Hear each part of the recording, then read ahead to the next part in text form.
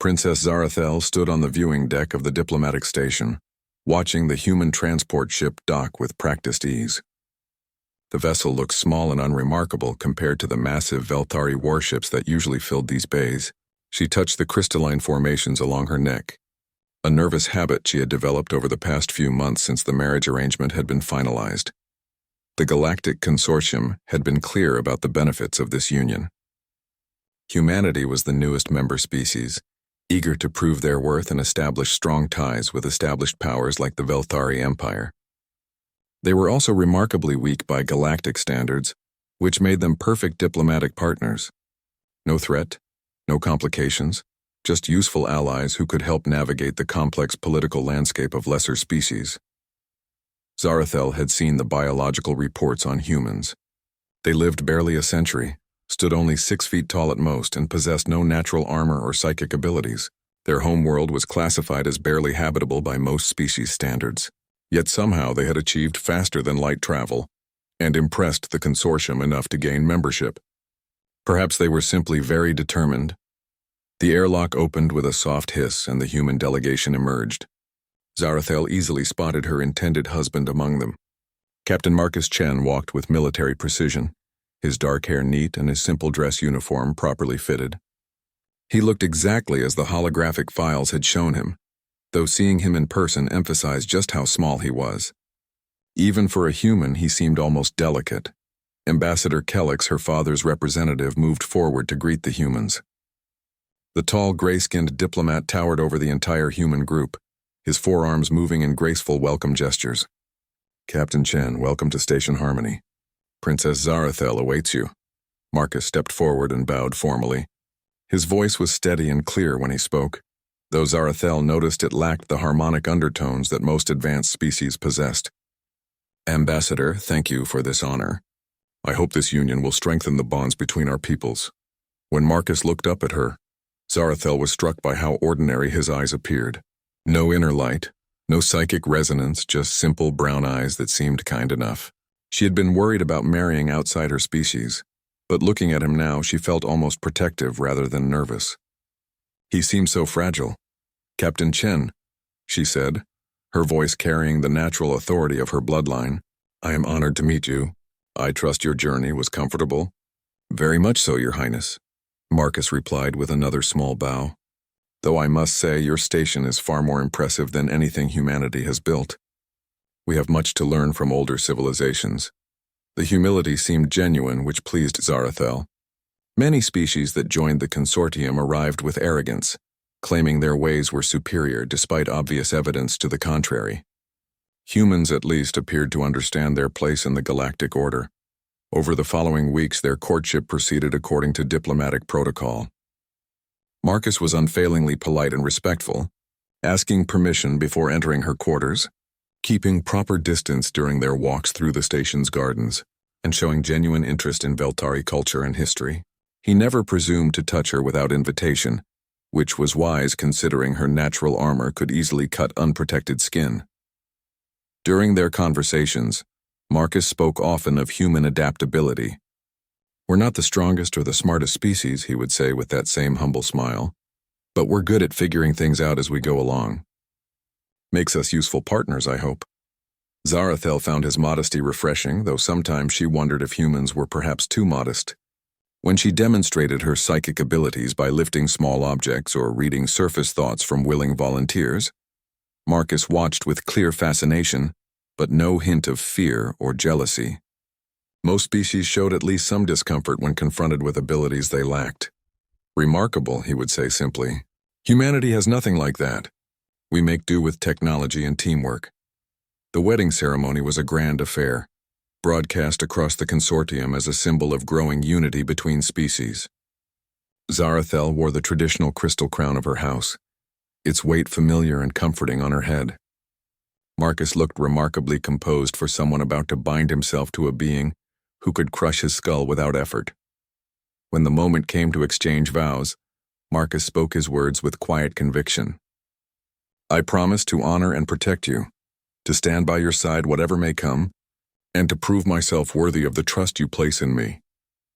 His hand was steady when he placed the human-style ring on her armored finger, though Zarathel noticed he was careful not to press too hard against the sharp edges of her natural plating. During the ceremony, Zarathel found herself studying her new husband more closely. There was something about the way he carried himself that didn't quite match the fragile image she had formed. His movements were too controlled, too precise for someone who was supposedly weak. When the ceremonial fires flared higher than expected, Marcus didn't flinch the way most delicate species would have. Instead, he simply adjusted his position slightly, as if he had expected the change. But these were small details, easily explained by his military training.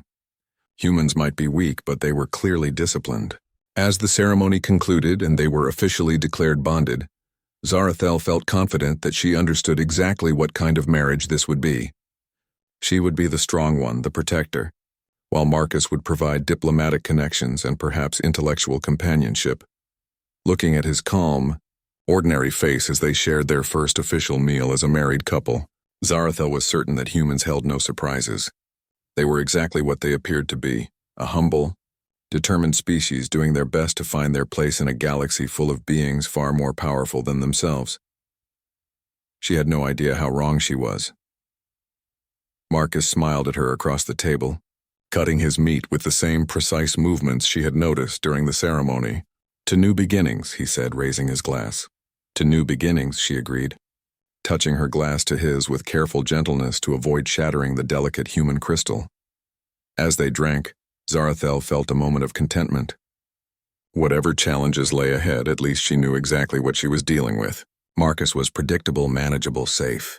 The perfect diplomatic husband for a princess who had more important things to worry about than marriage complications. Time would prove how catastrophically mistaken that assumption was. Life aboard Diplomatic Station Harmony fell into a comfortable routine for the newly married couple. Zarathel had been assigned quarters in the prestigious upper levels, befitting her royal status, while Marcus had quietly moved his few possessions into the shared space without any fuss. Their living arrangement was working better than she had expected. Marcus proved to be an ideal roommate, at least by Zarathel's standards. He was clean, quiet, and respectful of her need for meditation time. He never complained about the temperature setting she preferred, though she noticed he never seemed uncomfortable even when the environmental controls were set for Velthari comfort ranges that most humans would find unbearably warm. The first oddity she noticed was his sleep schedule.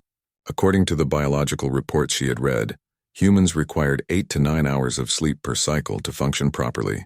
Yet Marcus seemed to operate perfectly well on 3 or 4 hours at most. She would often find him quietly reading in their common area when she emerged for her morning rituals, looking perfectly alert despite having been up until late hours the previous evening. "Don't humans need more rest?" she asked one morning, concerned that he might be pushing himself too hard to accommodate her schedule. Marcus looked up from his data pad with that same calm smile she was growing accustomed to. "I've always been a light sleeper," he said. "Military training, probably. We learn to make do with whatever rest we can get." That explanation seemed reasonable enough, though Zarathel wondered what kind of military training could alter a species' basic biological needs. She filed the question away for later consideration. The second oddity came during a routine station emergency. A cargo handler had malfunctioned in the lower levels, damaging the artificial gravity generators in Section C. Zarathel and Marcus had been in the diplomatic wing when the gravity fluctuated and then failed entirely, leaving them floating in zero gravity. Zarathel, like most Velthari, had basic training in zero-G movement, but she still found herself fumbling awkwardly as she tried to orient herself toward the emergency handholds. Her natural armor, which served her well in normal gravity, became a hindrance as she struggled to maneuver her bulk through the weightless environment. Marcus, however, moved through the zero gravity like he had been born in space. His movements were fluid and precise, using tiny pushes against walls and surfaces to navigate with impossible grace. He reached the emergency communication panel before she had even figured out which way was up, and was already coordinating with station security when the backup gravity systems engaged. "Where did you learn to move like that?" Zarathel asked as they settled back to the floor. She was breathing heavily from her ungraceful struggle, while Marcus appeared completely unaffected. "Standard military training includes zero-G operations," he replied. straightening his shirt with casual efficiency. Humans spend a lot of time in space, so we get used to it. Again, his explanation was logical, but something nagged at Zarathel. The files on human space travel indicated they had only achieved interstellar flight within the last few decades. How could an entire species become that comfortable in zero gravity so quickly? The third oddity was the most disturbing, and it happened during what should have been a perfectly routine diplomatic reception. Zarathel was attending a formal gathering in the station's main hall, representing her father's interests in a trade negotiation with the Carillion Merchant Guild. Marcus accompanied her, as was proper for a diplomatic spouse, though he spent most of the evening quietly observing from the sidelines. The evening was proceeding normally until three figures in dark clothing appeared near the refreshment tables. Zarathel's psychic senses immediately screamed danger. The figures moved with purpose, their minds shielded but radiating hostile intent. Assassins. Her enhanced reflexes kicked in as she recognized the threat. Time seemed to slow as her combat training engaged, her mind calculating angles and distances. The assassins were drawing weapons, energy blades that would cut through her natural armor. She began to move, her powerful legs driving her forward to intercept them before they could reach any of the civilian diplomats. But Marcus was already there. Somehow, impossibly, her small human husband had crossed the 30 feet between his position and the assassins, before Zarathel had even completed her first step. She watched in stunned disbelief as Marcus moved with liquid efficiency, disarming the first assassin with a precise strike that shattered the alien's wrist, redirecting the second assassin's blade into the third assassin's weapon, causing both energy fields to overload and discharge harmlessly. The entire encounter lasted perhaps 3 seconds. By the time Zarathel's enhanced reflexes had carried her halfway across the room, all three assassins were unconscious on the floor, and Marcus was calmly speaking into a communication device. "Calling for security. Station security to main hall," he said in that same steady voice he used for everything else. "3 individuals require medical attention and detention." The other diplomats, most of whom had barely registered that anything had happened, continued their conversations with only mild curiosity about the commotion. Marcus had handled the threat so quickly and quietly that many hadn't even noticed there had been danger. Zarathel stared at her husband in shock. Her enhanced reflexes were among the fastest in known space, honed by centuries of Velthari warrior training, yet Marcus had moved faster than she could even track, with a precision that spoke of combat experience far beyond anything a simple military attachment should possess. "How?" she asked when they were alone in their quarters later that evening. Marcus was sitting calmly in his usual chair, reading reports as if nothing unusual had happened. "How what? How did you move that fast? How did you know they were assassins before I did? How did you disable 3 trained killers in seconds?" He looked up from his data pad, and for just a moment Zarathel thought she saw something different in his eyes, something measuring and calculating that was gone so quickly she might have imagined it. "I got lucky," he said with that familiar humble smile. "Right place at the right time. And humans are good at adapting quickly to dangerous situations. It's one of our few natural advantages." But even as he spoke, Zarathel's mind was racing. She replayed the encounter over and over, analyzing every detail. Marcus hadn't gotten lucky. He had moved with the kind of precision that came from extensive training and experience. His reaction time hadn't just been fast. It had been superhuman by any species' standards. "Marcus," she said carefully, "what exactly did you do in the human military?" "Standard duties," he replied, his attention apparently back on his reading. "Nothing special. Humans don't really have anything special to offer, remember? We just try to be useful where we can." That night, as Marcus lay sleeping beside her with the unnaturally light sleep she was beginning to recognize as normal for him, Zarathel stared at the ceiling and wondered what else she didn't know about her husband. The biological reports had said humans were weak, slow, and unremarkable. But the human sleeping next to her had reflexes that rivaled her own enhanced abilities, could operate in zero gravity like a born spacer, despite his species' supposed inexperience in space, and had combat skills that exceeded most professional soldiers she knew.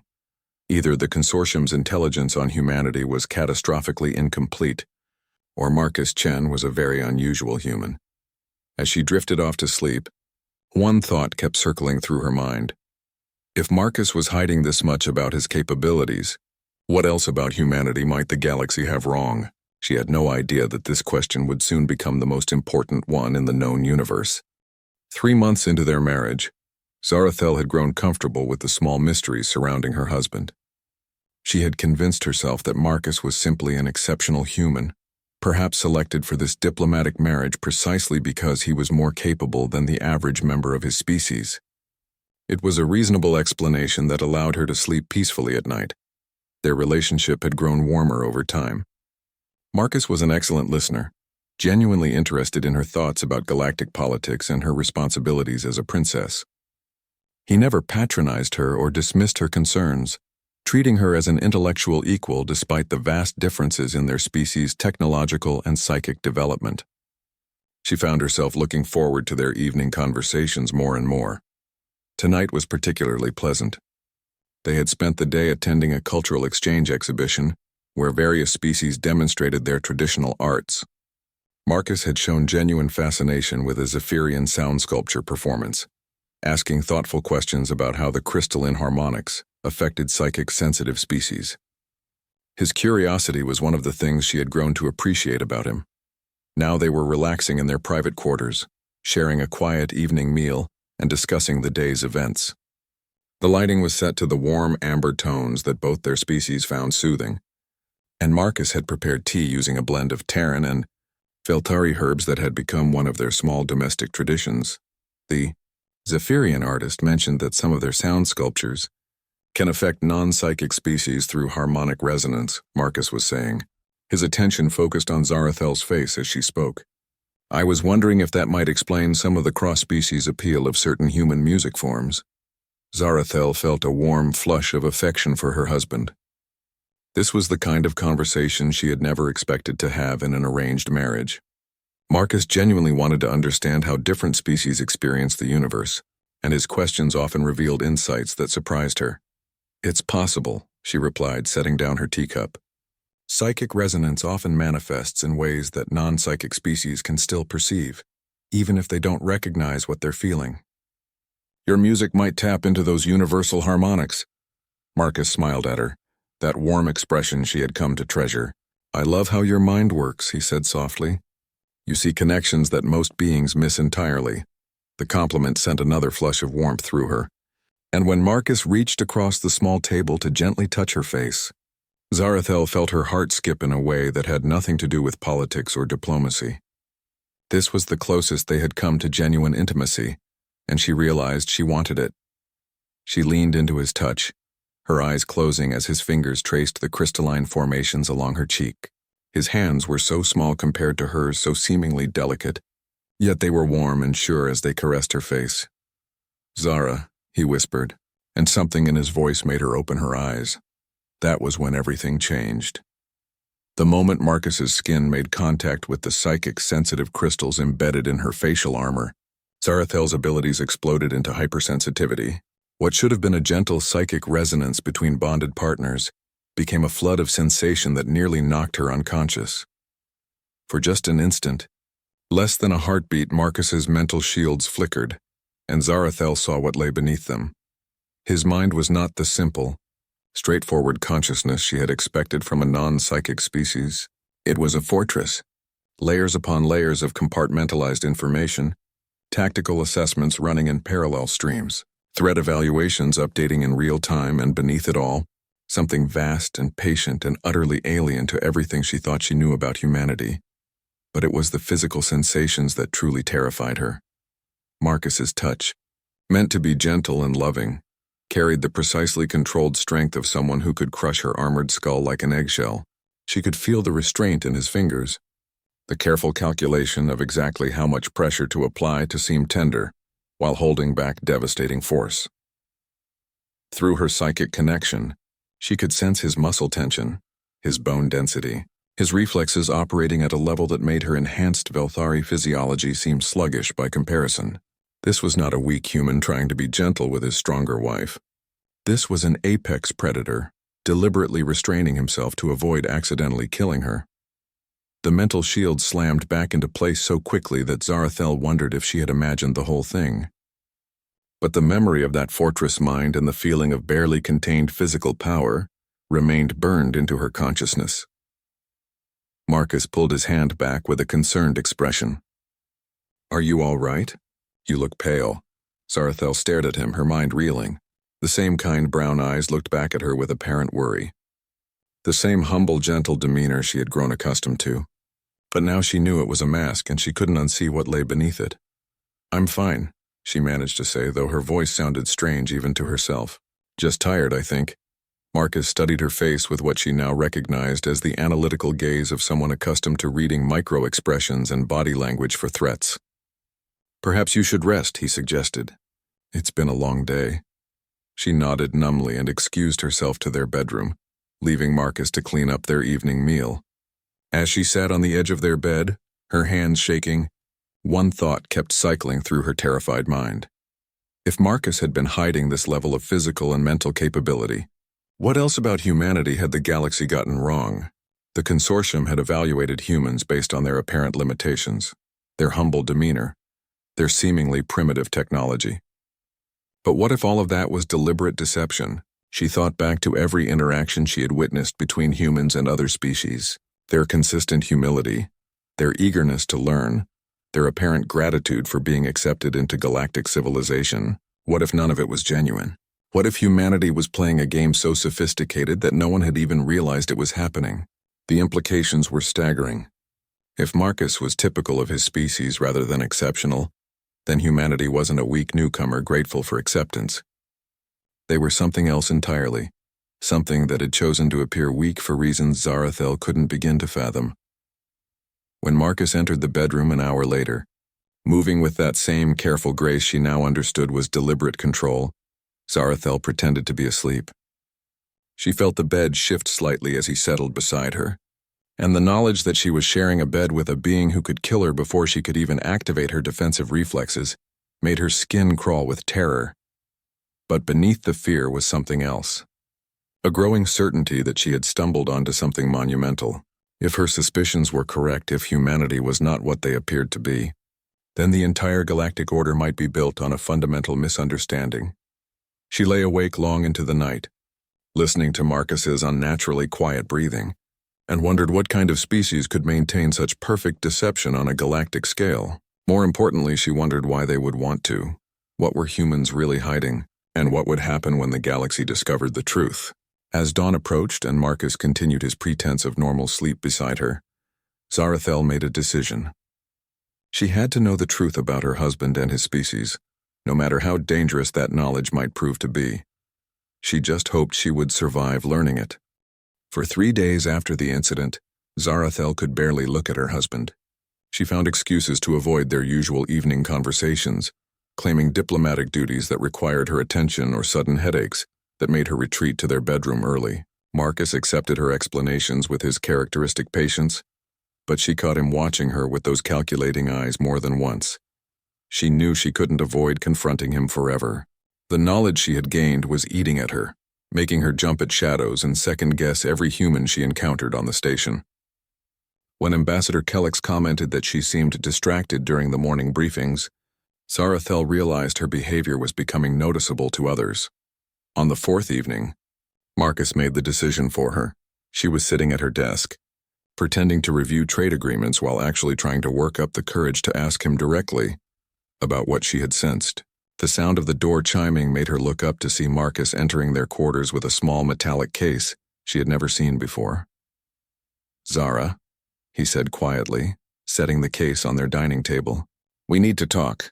The certainty in his voice told her that her pretense was over. Marcus had clearly recognized that something had changed between them, and he was no longer content to wait for her to address it. The caring husband was gone, replaced by someone who moved with military precision and spoke with quiet authority. "I don't know what you mean," she started, but Marcus raised a hand to stop her.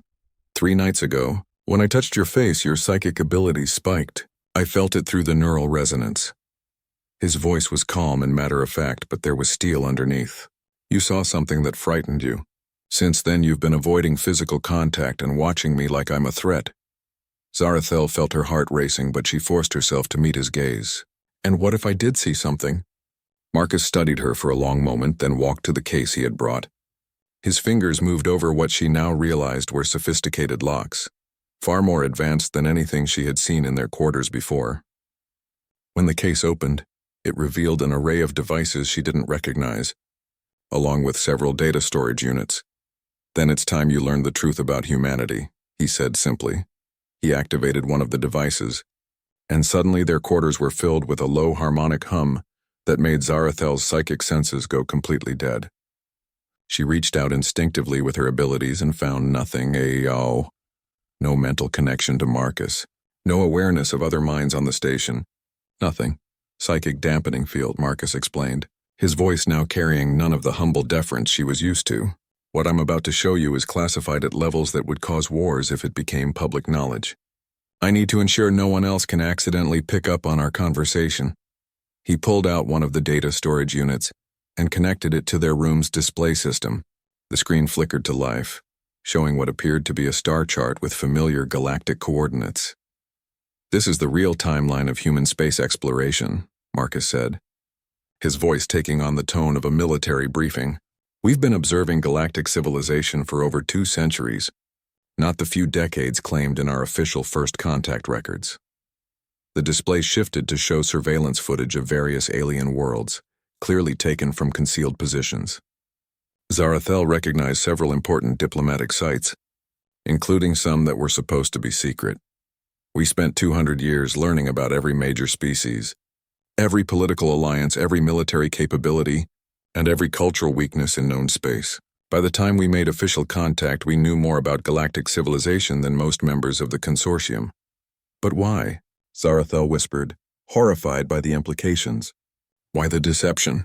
Marcus manipulated the display to show a 3-dimensional tactical map of the galaxy. Red markers appeared at various points along the galactic rim, and Zarathel's blood went cold as she recognized the pattern. "Because we detected these," Marcus said grimly. "Long-range sensors picking up massive technological signatures approaching from extragalactic space. Something is coming, Zara. Something big enough and hostile enough that it will require every species in the galaxy working together to have any hope of survival." The display zoomed in on one of the red markers, showing sensor readings that defied everything Zarathel thought she knew about physics. Energy signatures that dwarfed entire star systems, movement patterns that suggested ships the size of moons, and most terrifying of all, a clear trajectory aimed directly at the heart of galactic civilization. We needed to be inside the consortium, trusted and positioned where we could help coordinate a defense when the time came. But we also knew that if we revealed our true capabilities, it would cause panic and political chaos at exactly the moment when unity was most critical. Marcus changed the display again, this time showing footage that made Zarathel gasp in shock. Human soldiers moving through environments that would kill most species instantly, adapting to alien biospheres in real time, working alongside creatures that looked nothing like any known galactic species. Humans are persistence predators. Zara. We evolved on a death world that taught us to survive anything, adapt to everything, and never give up no matter how hopeless the situation appears. We're not the weak newcomers we pretend to be. The next series of recordings showed human military capabilities that exceeded anything in the galactic arsenal, ships that could become invisible to every known form of detection, weapons that could crack planetary crusts, and soldiers who fought with a tactical brilliance and ruthless efficiency that was genuinely terrifying to watch. Every human in the consortium is military trained, Marcus continued. Every diplomat is a soldier, every trader is an intelligence operative, every scientist is a weapons designer. We've been preparing for war while pretending to be grateful students. Zarathel sank into a chair, overwhelmed by the scope of the deception. The biological reports, the cultural assessments, everything the consortium knows about humanity. Carefully crafted lies, Marcus confirmed. We can survive in environments that would kill most species. We can adapt to alien biospheres in weeks rather than generations. We form pack bonds with any species that shows us loyalty, and we never ever abandon those bonds once they're formed. He paused the display and turned to face her directly. For the first time since she had known him, Marcus looked completely serious, with no trace of the humble charm that had characterized their relationship. We've been infiltrating galactic society for one reason, Zara, to protect it. Because what's coming will destroy everything if we're not ready. The weight of what she was learning pressed down on Zarathel like a physical force. "How long do we have?" Marcus's expression grew even more grim.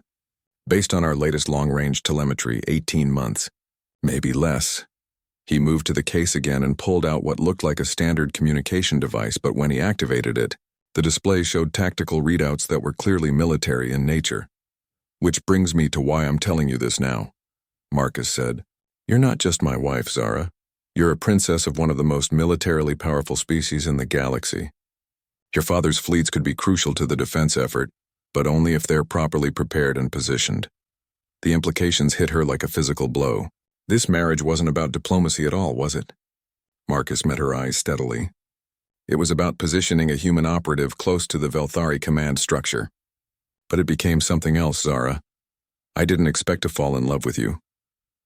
The admission should have comforted her, but instead it filled her with a new kind of terror. If Marcus, with all his deception and hidden capabilities, could genuinely care for her, what did that say about humanity's capacity for forming emotional bonds while maintaining operational objectives? "What happens now?" she asked. Marcus began packing the devices back into their case, his movements efficient and practiced. "Now you have to decide whether you can trust humanity's intentions despite our methods. Because in 18 months, when the real enemy arrives, the galaxy is going to need every ally it can get." He paused in his packing and looked at her one final time with the warm expression she remembered from their early courtship. "And I'm going to need to know if the woman I love can forgive me for the lies I had to tell to protect her people." As the psychic dampening field deactivated and Zarathel's ability slowly returned, she realized that everything she thought she knew about the universe had just been turned upside down. Humanity wasn't the grateful newcomer she had married to strengthen diplomatic ties. They were apex predators who had been preparing for a war the rest of the galaxy didn't even know was coming, and her husband was one of their most dangerous operatives. 16 months later, Zarathel stood on the bridge of her father's flagship, watching the tactical displays with a mixture of terror and awe as humanity finally revealed its true face to the galaxy. The extragalactic threat Marcus had warned her about had arrived 2 months ahead of schedule. Massive biomechanical entities that consumed entire systems, converting matter into more of themselves as they spread through space like a galactic infection. The consortium's initial response had been catastrophic: entire fleets destroyed, colonies consumed, and billions of lives lost in the first wave of contact. Then humanity had dropped their mask. Ships that had appeared to be simple cargo vessels and light escorts suddenly reconfigured themselves into weapons platforms that defied every known law of physics. Human colonies that were supposed to be struggling farming outposts revealed themselves as fortified military installations that had been quietly preparing for this exact scenario for decades. "Princess, the human fleet is requesting permission to engage," reported her father's tactical officer, his voice tight with barely controlled panic. Through the view screen, Zarathel could see the enemy swarm approaching. Thousands of creatures, each the size of a space station, their surfaces writhing with organic weapons that had already proved capable of cutting through the heaviest Velthari armor. Behind them came the massive hive ships, planet-sized horrors that had already consumed 3 star systems. "Permission granted," she said, speaking with her father's authority. Emperor Kethanol was leading the defense of the homeworld personally, leaving Zarathel to coordinate the outer system defense. A responsibility that had seemed impossible until she learned what humanity was really capable of. The human fleet moved like a single organism, ships that had once pretended to be clumsy cargo haulers now dancing through space with predatory grace. Their weapons, hidden for decades behind fake technological limitations, tore through the biomechanical invaders with devastating efficiency. But it was seeing Marcus in action that truly drove home the magnitude of humanity's deception. He had requested permission to lead a boarding party against the largest enemy vessel, claiming that human adaptability made them ideal for operating inside hostile alien environments. Zarathel had granted the request, knowing now what her husband was truly capable of, but still unprepared for the reality of watching him work. The tactical feed from his armor showed Marcus and his team moving through the nightmare interior of an enemy ship, environments that would have killed most species within minutes. The atmosphere was pure methane mixed with corrosive compounds that ate through metal. The gravity fluctuated wildly, and the temperature swung between extremes that should have boiled and frozen human blood. Marcus and his team adapted to each change instantly, their movements never slowing as they carved their way toward the ship's neural center. When biomechanical defenders attacked, the humans fought with a coordinated ruthlessness that was genuinely beautiful to watch. They moved like pack hunters, each soldier anticipating the other's actions with perfect synchronization. "How are they surviving in there?" asked Commander Vextar, her father's military advisor. "Our own troops would be dead in minutes." Zarathel watched her husband tear through a creature the size of a small building, his movements economic and precise. "Because humans are survivors," she said simply. "It's what they do." On screen, Marcus reached the enemy ship's control center, a pulsing organic mass that served as the creature's brain. Instead of trying to destroy it with weapons, he placed his hands directly on the neural tissue, and Zarathel watched in fascination as the enemy ship's movements became erratic. "What's he doing?" Vextar demanded. "Humans form pack bonds with any species that shows them loyalty," Zarathel replied, remembering Marcus's explanation from months ago. "But they can also form dominance bonds with hostile entities. He's not destroying the ship's brain. He's taking control of it." The massive enemy vessel suddenly turned on its companions, its biological weapons tearing into the swarm that had been following it. Within minutes, the entire enemy formation was in chaos as their own command ship attacked them, with intimate knowledge of their weaknesses. Across the battlefield, similar scenes were playing out as human teams boarded enemy vessels and turned them against each other. It was the kind of tactical brilliance that could only come from a species that had spent centuries studying their enemies before the war even began.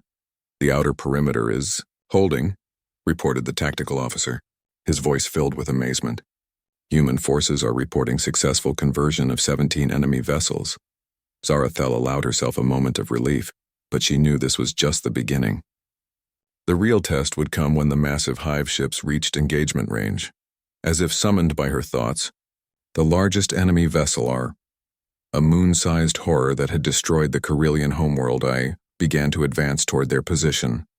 Its surface bristled with weapons that could crack planets, and the space around it seethed with smaller vessels spawning from its bulk like antibodies.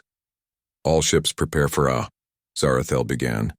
But her words were cut off as something impossible appeared on the tactical display. A human dreadnought, larger than anything humanity had ever admitted to building, materialized directly between the hive ship and the consortium fleet. The vessel's hull was covered in weapons systems that violated multiple galactic treaties, and its energy signature was so massive that it distorted local spacetime. "Where did that come from?" Vextar gasped. Before Zarathel could answer, Marcus's voice came through her personal communication channel. "Sorry, love. Had to keep a few surprises in reserve." "You're supposed to be inside an enemy ship," she replied, though she was smiling despite the chaos around them. "Mission accomplished. The neural override worked perfectly.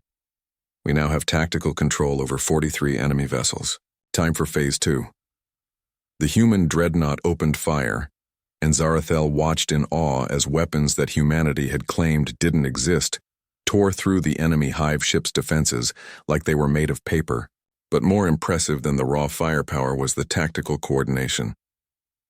Every shot was precisely calculated to disable rather than destroy, creating opportunities for more boarding actions. "They're not trying to win through superior firepower," she realized aloud.